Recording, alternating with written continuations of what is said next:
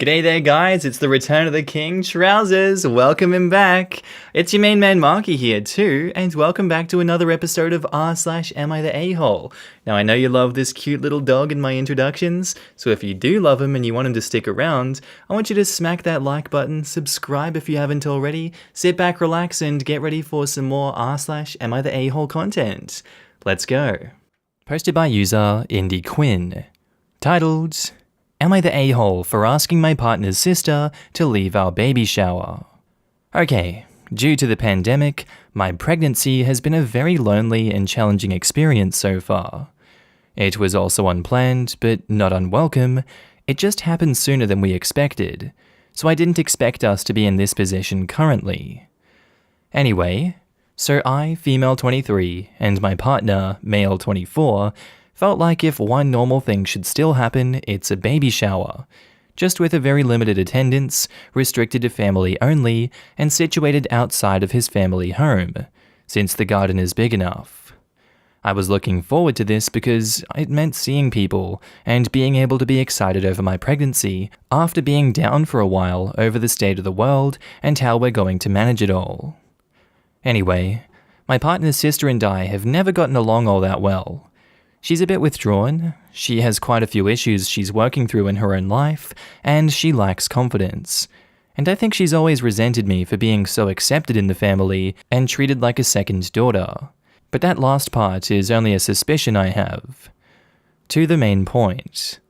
At the baby shower, she didn't get drunk per se, but she did get tipsy, and I overheard her talking to her older sister, and she was saying things like, it's selfish to have a baby in this world, how she doesn't think we're ready, and how she would hate to throw my life away having a kid so young.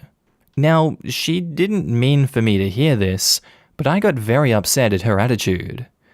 I explained what happened to my partner, and he said that I should do what made me comfortable, and that it was our day. I did talk to her very briefly. She stated that it was a private conversation and that she's entitled to her opinion about pregnancy. She even said that it was unplanned, so could I really be that mad at her for what she said? So there was no apology given, only a bad attitude towards my feelings, so I did cut the conversation short by interrupting and asking her to go. So I asked her to leave, and this caused a scene with her, and surprisingly my partner's father, after she refused. They felt like it was unfair, and that she should be cut some slack because she was a bit drunk, not in a great place, and didn't mean for me to hear any of that. They said that I was ruining a nice family meeting by causing unnecessary drama.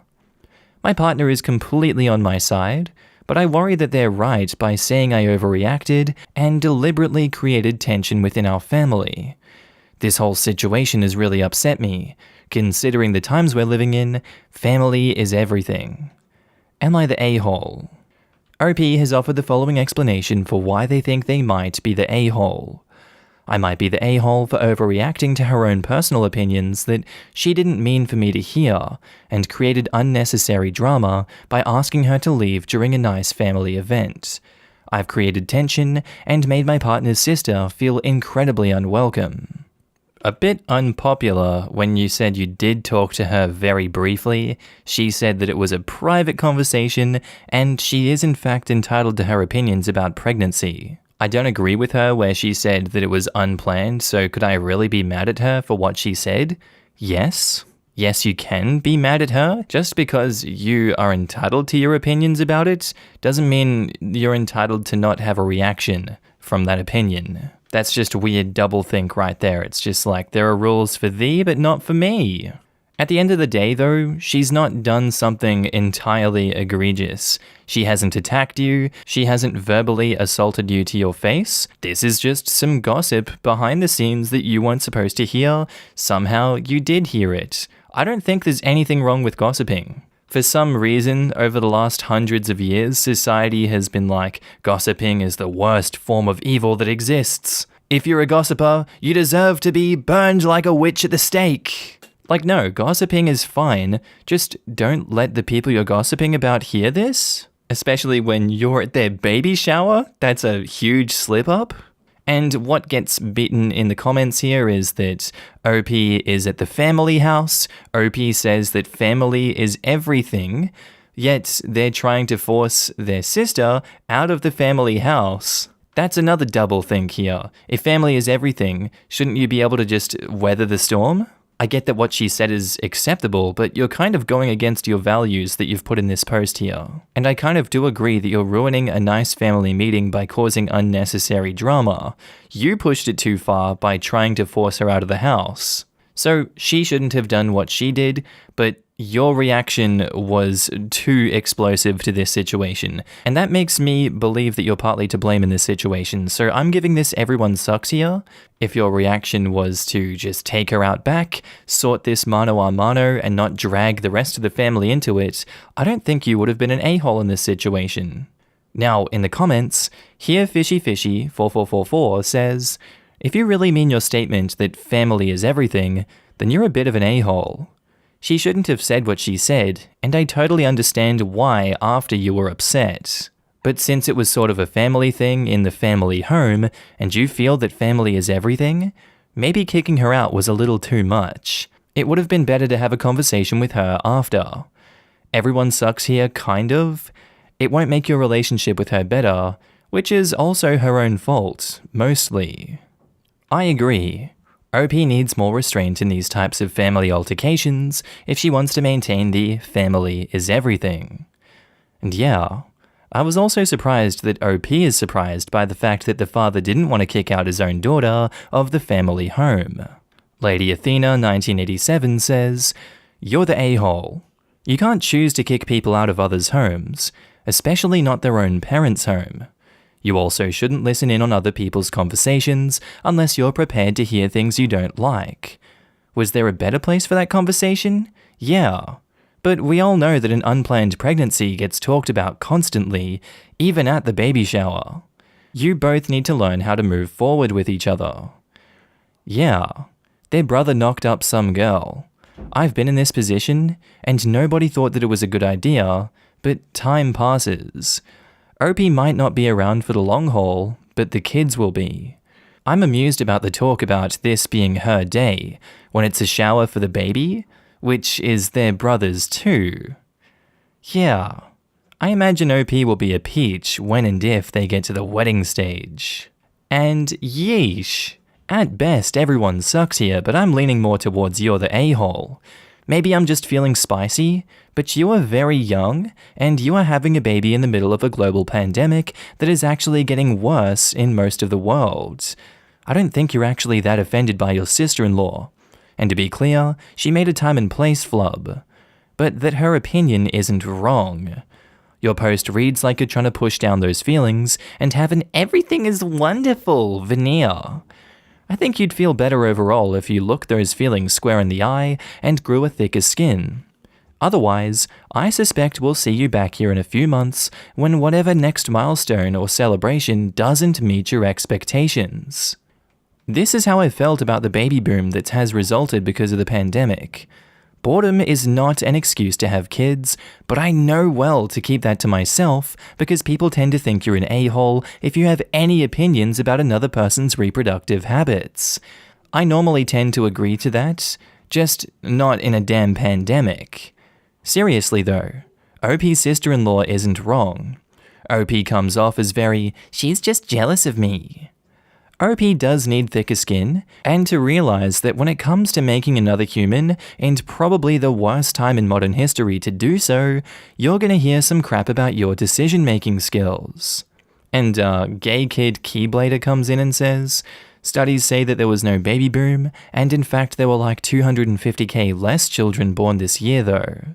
And I don't know how to feel about that one, like, I've seen more people around me having babies than usual, in, I guess, social groups. And then there's a bunch of influencers that have been having babies too, and it's like, damn, you kind of had that 9 months after March of last year, didn't you? I have nothing against it, honestly. Maybe the way I sounded there made me sound like I'm against it. I'm not, it's just an observation.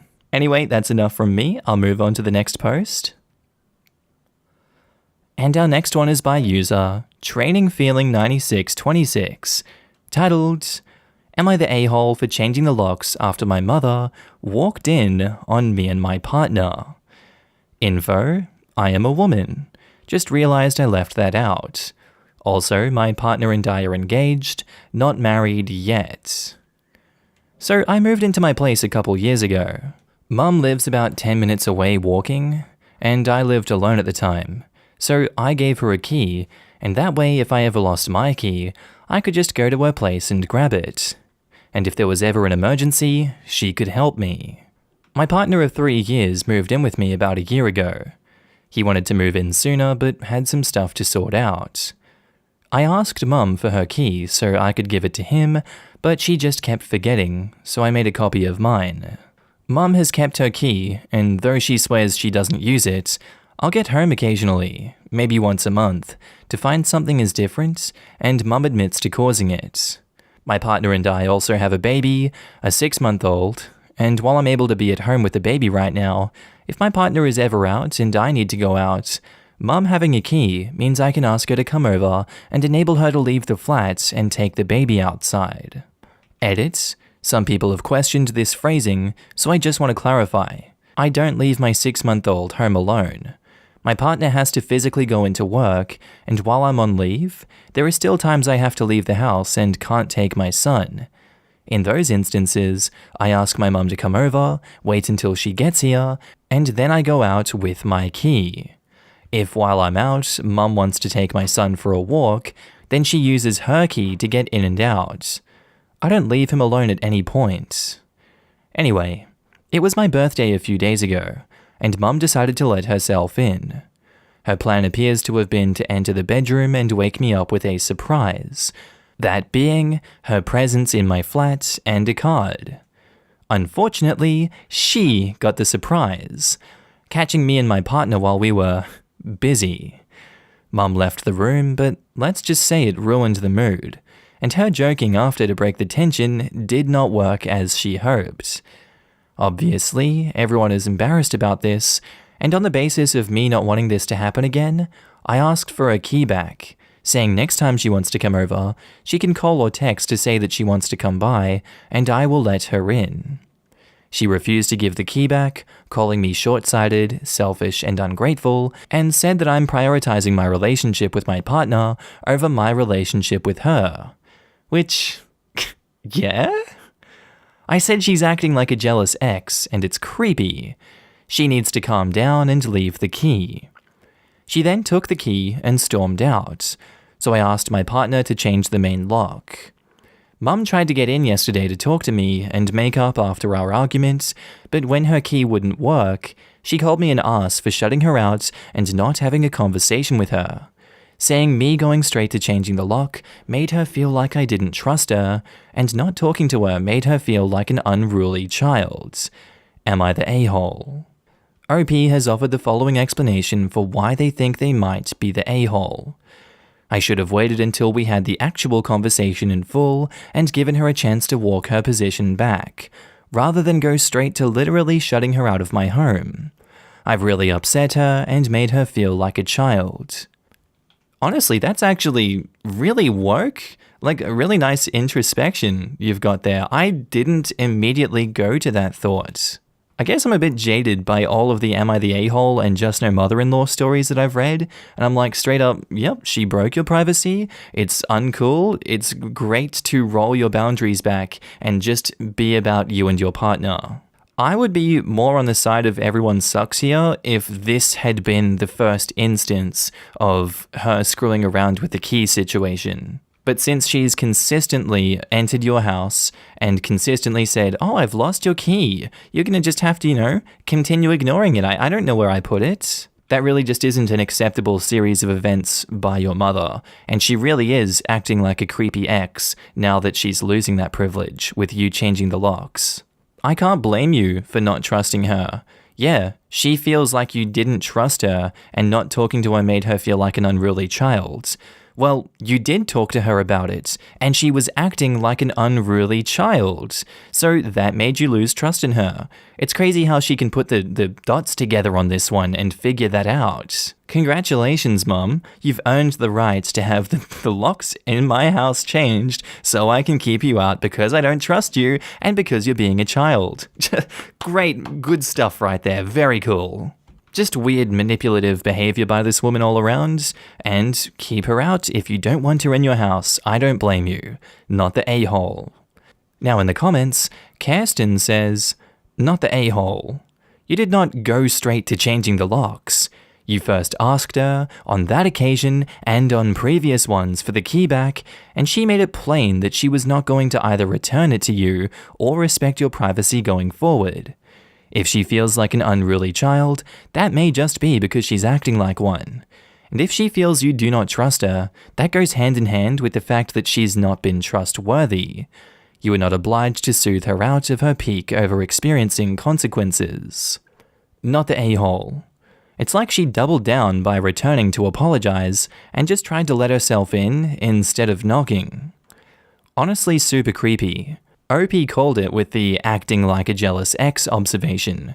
What kind of psycho hears, give me back my effing keys already, and takes it as, obviously I should break in again? Like, be prepared for escalation and to call for help if she tries again. And you're asking what kind of ex hears, give me my effing keys already, and takes it as, obviously I should break in again? That would be my abusive ex. He turned up at my house one night over a month ago after I told him I wanted no contact, and I asked him, for probably the 400th time, for my key back. He said he didn't know where it was. Hint, what about your keychain, dude? And later that night, sent me about 60 plus texts, gave me over 40 missed calls, and sent a rambling, ranting email that he wanted to do gardening the next day and would be over at around 10 a.m.? By the way, he had been moved out since May of the previous year at this point, and it was March when this happened? I had already called the police because he was abusive, and had turned up uninvited and was threatening me, and they were at my house taking my statement when he was blowing up my phone, so they saw it all. I had the locks changed that night while the police visited. The next day, he came over, and when his key didn't work, he climbed the fence and tried to break in. The police turned up while he was doing this, and he was taken to the local jail. So yeah, exactly like that. Another comment says, not the a-hole. I don't know who thinks that it's okay to key into their adult child's home, both unannounced and uninvited, walk into their bedroom and surprise them. That is never a good idea. If she's unable to accept and respect basic boundaries, then she does not deserve a key to your home. This right here. Definitely a huge boundary issue. The prioritizing boyfriend over mum comment is very telling. Almost as if she's jealous of their relationship and feels the need to drop by unannounced and do weird crap like move things around or appear in the bedroom to try and outdo the boyfriend. Oh god, what the... Edit to add, I just noticed that the OP said in another comment that it's always been just the two of them. I'm now certain that anything the mother does is out of jealousy of the relationship with the boyfriend. And not the a-hole. And wow at your mum for not accepting this boundary. That's levels and levels of ick that, if part of any larger pattern, would be concerning. And OP replies, honestly, not the first boundary issue we've had. I mentioned I have a son, and the amount of times I had to tell her to leave things alone while I was pregnant was absurd. I think she's just struggling with me having other relationships, as it's always just been the two of us. Mum needs some professional assistance maybe. If you were that close for that long, she's definitely developed some unhealthy attachments to you that need to be broken. And OP replies, I have as much chance of seeing Mum at a therapist's office as I do of seeing a giraffe at the supermarket. She does not like therapists or psychiatrists or any form of head shrinker. She boasts to people who are actually in therapy about how she's completely fine due to the power of positive thinking and tells them that if they can just think positively too, then they won't need therapy. Yikes. Anyway, our next post is by user OurCharity5757, titled, Am I the a-hole for blackballing my cousin's husband from getting a job at my company? This is pretty simple. My cousin Josh and I were roommates. We were all close and had gone to college together. My cousin started seeing this guy soon after we moved in. He was rude, and he would always leave a mess, but these were minor problems. Everyone adjusted to it, but things started going south when he realized that Josh is gay. He was weird and made some crass jokes about it. Josh has always been a shy guy, and he just retreated back into his room when her boyfriend was around. I talked to her about it. She defended him and told me not to take things that he said too seriously. So I stopped hanging out with her and spent more time with Josh and my other friends. She moved out at the end of the lease, and I had only limited contact with her ever since. They got married, and I did go to their wedding. This was a few years ago. Last month, I was looped into a conversation about filling an open position which would be working closely with me and a few other people working under me. The two people being talked about was her husband and another candidate, but they liked her husband more due to the fact that he was related to a client and his resume did look a bit better. I told them that I had interacted with him and recounted my interactions with him, taking time to highlight his homophobia as we have a few LGBT employees. My opinion swung the decision towards the other candidate. I didn't think much of it until last week when my brother was talking about how badly my cousin was doing financially, and I told him that her husband had applied for a role, but I told them that he was a bad fit. I told this to my brother in confidence. He told our parents, and they're not very pleased, and has repeatedly told me to move on from our fights as roommates and that they're disappointed in me for not helping my family. I feel a bit guilty, as from what I heard from my brother, they're in a bad spot, and this job was a really good one, and my actions cost him the job. I don't like my cousin, but I don't want her to suffer, and I feel some guilt about that. Alright, I know I said that gossiping isn't always wrong, but maybe this is a situation that gossiping is bad. I think different people will have different interpretations about the result of this gossiping, and I think it's down to largely your moral compass on this one. People can absolutely change in years, and he may not hold those biases against the LGBT community as much. He may not have them anymore, who knows, there are so many variables going on here. If this gossiping was to go on, I think it needed to stay in confidence and not be passed on to the parents here. Or just never tell the brother in the first place, because you shouldn't be talking about this one, I guess. You really seem to be shooting yourself in the foot doing this. This isn't casual conversation. This is workplace, and there are laws to protect workplace information and decisions because of situations like this. I don't think these words and thoughts should ever have left your mouth in the first place, so because of that, yeah, the brother, he did a bad thing here, but you started it, and it was much worse for you starting it, so I'm giving it you're the a-hole judgment. Now in the comments, YMMV says, you're not an a-hole for blackballing him, you are an a-hole for gossiping about it with your brother. If you're involved with a hiring process, your company no doubt expects you to keep the reasons behind any decisions confidential. Of course, your brother told other people. Pretty soon, someone will probably tell your cousin's husband. Was that what your employer intended or wanted you to do with its confidential information? Everyone sucks here. And edit changed someone will tell Josh to someone will tell cousin's husband. I misunderstood the names in the post. I'm trying to figure out why OP thought that it was a good idea to casually tell their brother, oh yeah, he applied at my job, but I prevented him from getting it. Like, why would you intentionally put yourself in that situation? Personally, I think OP is the a-hole for being so dumb. Probably for bragging or justice boner reasons. OP feels like the brother would be supportive of that decision and wanted to stand in a good light. No Satisfaction 1878 says, you're the a-hole for discussing the situation with your brother. As others have mentioned, if you're part of a hiring process, you shouldn't probably be discussing it with people outside of the company. Your intention was good, but at the end of the day, you are a bad employee, or at least a very dumb one. Yeah, cousin's husband is a gigantic a-hole, and OP was right to raise his homophobia with their employers. But no doubt this will get back to him, as wouldn't be a surprise to find out brother is told more than their parents. And when it inevitably gets back to the husband, and he tells OP's employer's clients to take their business elsewhere, how will OP's employer react if they're name dropped for this loss? And GemW2101 says, not the a-hole, but don't confide in your brother again. He has a big mouth and ran straight to mummy and daddy. Just because they're family does not mean that they're allies. You did your employer and HR a huge favor. Yeah, the brother should now be on an information diet, especially since you two told him to keep it between the two of you. And our next post is by user ThrowawayGroy2143, titled, Am I the a-hole for not wanting personal items to be part of our shared grocery shopping? So my girlfriend and I have been together almost 2 years now. We recently moved in together in January. Since then, we've been doing our own separate grocery shopping. I actually prefer this because I'm a bit of a bargain shopper, while she always gets the same name brands, and probably hasn't looked at a weekly sale ad once since we started dating.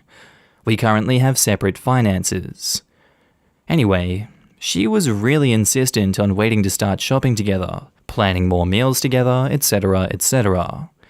I was a little hesitant due to the issues described above, but agreed on the condition that we'd try to keep the costs at the middle point between each of our normal food budgets, and that if either of us wanted anything outside of our normal mutual food/meals, that would be separate.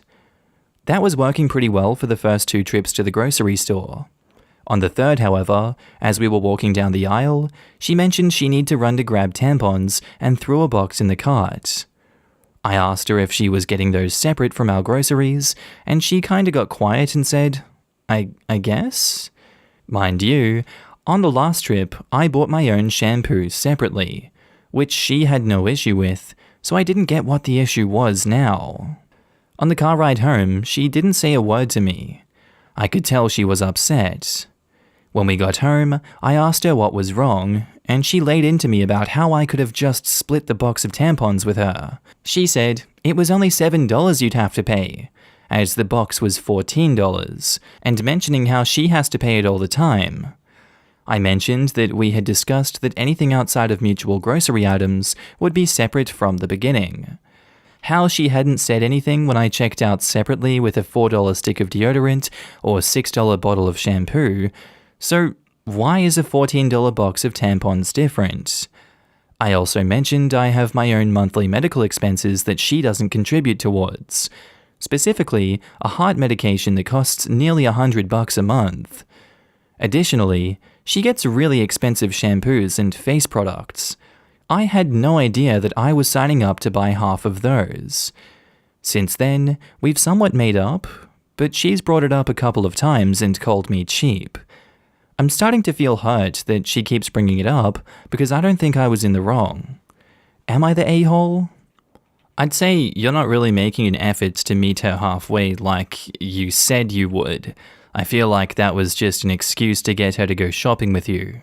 Because your attempts at trying to find that middle ground and attempts at looking like you are taking this seriously are just the same things that you've been doing anyway for the past however long you've been shopping by yourself. Oh my god, I managed to keep a $4 stick of deodorant and bottle of shampoo on my separate list. Why does this one have to be part of it? And oh my god, a medication that I've been buying my whole life is $100 a month?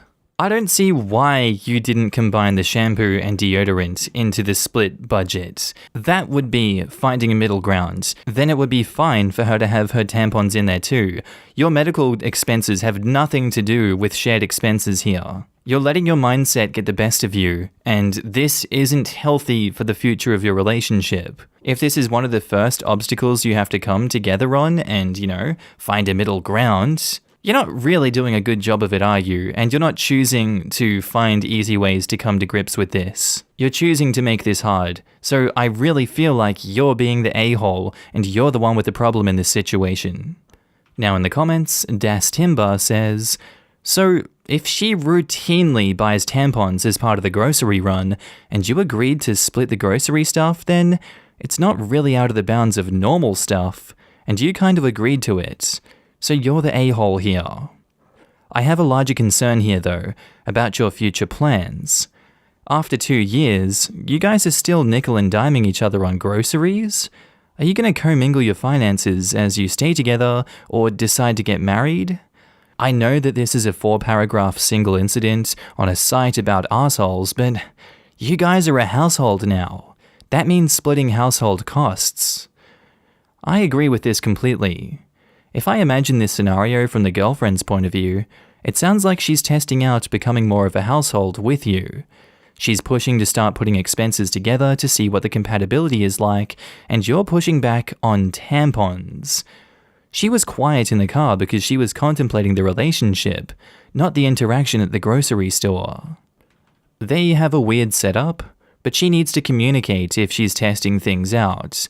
I'd classify tampons, deodorant, and shampoo as regular grocery items, and I don't understand why it needs to be separate unless one of them is getting fancy, expensive stuff. I'm legit confused here. I consider grocery items as food stuff. Tampons, deodorant, and shampoo, to me, are toiletry items. Toiletry items you would buy in a standard grocery shop. Honestly, you're the a-hole. Sharing grocery bills makes sense. Buying your own washes, deodorant, etc. makes sense. Although, if I'm out of shampoo, my boyfriend will pick some up, and if he's out, I'll pick some up, and we don't bother charging the other for the $5 to $10 we spent on the other. Being pissed off about one box of tampons and making a big deal out of it kind of makes you an a-hole. Your girlfriend being pissy about it kind of makes her an a-hole, but with a good reason. My boyfriend has bought me tampons, pads, whatever I needed, and never made me pay him back. Although I did offer when he got home, as I intended to go myself, but he was already out. He actually said, "I honestly had no idea that about 2 cycles worth of pads and tampons would be that much." He was more than happy to help me out by buying me a few cycles worth of stuff. If she's asking you to buy them every month, okay, that's excessive. But once in a while, just buy the damn tampons. They're expensive and essential. My boyfriend has even bought my birth control pills because that's what we use as birth control, as it shouldn't be just my responsibility to pay for that. Normally, I buy a big box at Costco and we just split the Costco bill 50-50. He honestly doesn't care about the $12 that he spent on my tampons because he cares about me and knows that I need them. Show her you care about her and just buy her a box of tampons every now and then when she needs them. And you're the a-hole for nickel and diming her on things like this.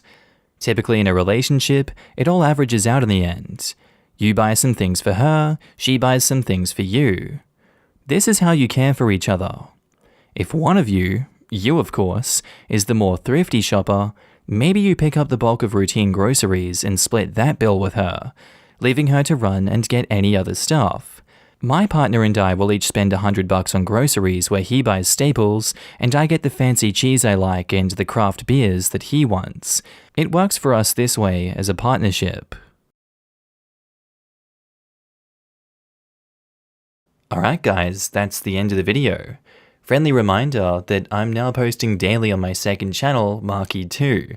If you want to laugh at memes with me, link is down in the description below. On phone, you just click that little arrow underneath the video. I also want to say thank you to all my channel members and Patreon subscribers. Your names are currently floating down the screen here, and I love to see all of you guys. Thank you for joining me on this journey. Thank you for supporting me. I really appreciate it. If you see yourself on screen, I want you to give yourself a big pat on the back for being amazing as always, and thank you for supporting me again. I do hope that you guys have a good day, night, sleep, whatever it is you're up to. I'll see you in the next video. Bye.